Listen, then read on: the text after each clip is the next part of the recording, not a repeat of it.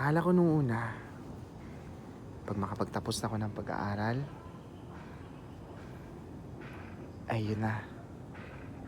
Yun ang tinatawag nating success. Pero hindi pa pala. Yun lang pala ang simula upang buuin natin ang ating mga sarili.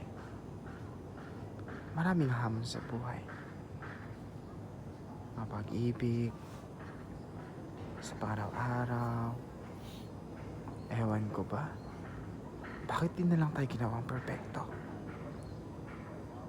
Yung andyan na lahat.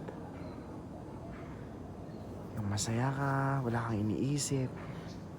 Kaya minsan, mapaisip ako na ang sarap pala nung naging bata ako.